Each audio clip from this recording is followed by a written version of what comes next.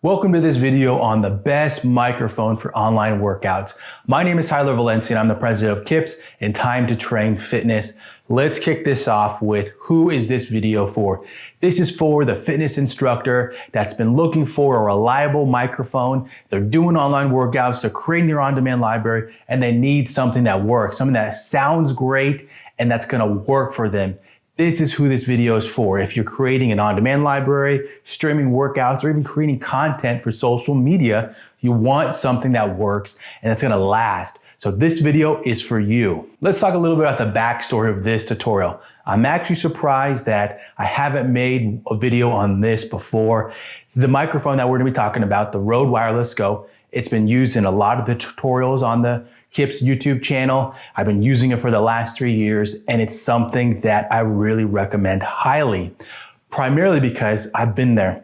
I've bought the cheap microphones off of Amazon that are $60, $90, thinking, this will work for now, and then maybe later I'll get something. But no, I've been in those situations where the microphone fails and it ruins a bunch of content. So I always recommend getting something reliable that's gonna last, and that's something that you can trust. When you're filming content, whether it's for your on-demand library or streaming a workout, you wanna make sure that whatever you have attached to the camera, to the interface, to the mixer is gonna work so that you can focus on what you need to do. You got a workout, you got tutorials that you're making. You wanna make sure that it works. So the Rode Wireless Go, it's something that can, honestly, you set it up, turn it on, and you just focus on other items. So let's talk a little bit about the Rode Wireless Go. So at the moment, they have a Rode Wireless Go and a Rode Wireless Go 2. The one I utilize is the Rode Wireless Go.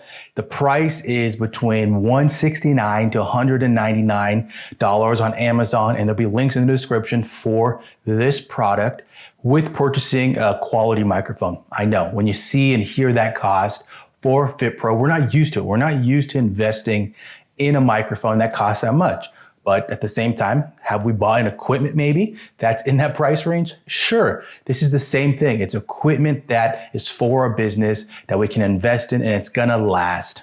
When I usually make videos, I also use a lavalier attachment. It just makes the videos look a little bit more cleaner. I'm gonna throw a link in the description for the one that I utilize, and you'll probably see it in other tutorials if you already subscribe to our channel.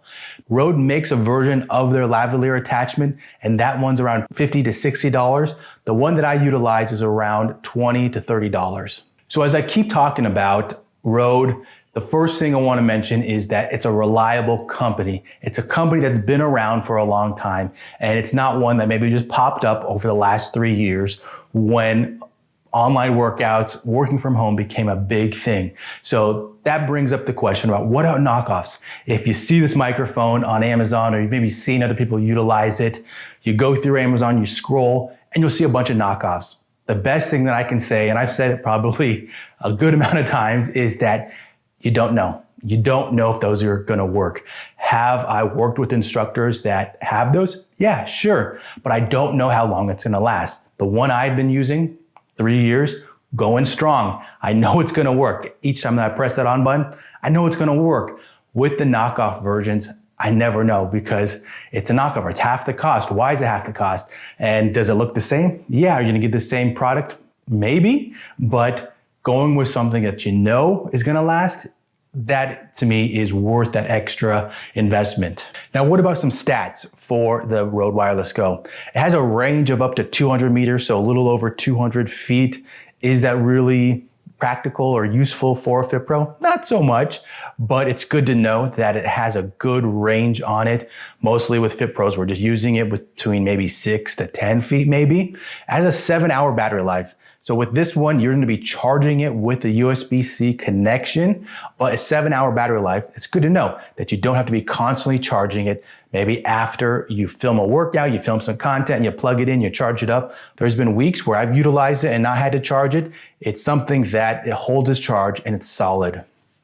With this microphone, this wireless microphone, like I mentioned, it charges via USB-C, but you can connect it to an interface or a mixer or a camera via TRS or maybe using some type of adapter. Now, with any product that I purchase or that I do a tutorial on, I make sure that I read the reviews.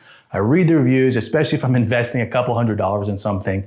I want to know that it's going to work, but also what are other customers experiencing? So with this microphone, the Rode Wireless Go, what I could say is it has a lot of common negative reviews that you might see with some technical items, some type of it's defective, and hopefully where you purchase from, if you purchase it from Amazon, you know that you can return it and they're usually pretty quick with it, but that's pretty typical. If something is defective, hopefully it doesn't ruin your experience, but you can swap it out quickly and get back one that does work. That's a lot of the common reviews that I've seen, that it's just a defective product, and just do the return process and just move on with it. It's going to be something that you still want to get and still want to utilize. So let's go through a little how to turn it on, sync it, and maybe connect it to a music interface. Now, if you're doing online workouts, you probably know that it's a lot of adapters. So there's two types of adapters. If you're using an iPad Pro or something that requires a USB-C and it's an Apple product, this is the one you're utilizing. If you're using your phone and it has the Thunderbolt port, this is the adapter that you're using from Apple. The best thing that I always mention with these different ones is there knockoff versions? Yes, but always get the Apple one. I've worked with instructors that have gone through that pain of purchasing the knockoff one and it doesn't work. Things don't fit as they should, and it just causes headaches when they're making content, especially if it's a long workout. You don't want to go through that pain. So what it comes with is this nice little pouch, the transmitter, the receiver, the TRS jack, and there is a windscreen in here. I've never personally used it, but you can if you want.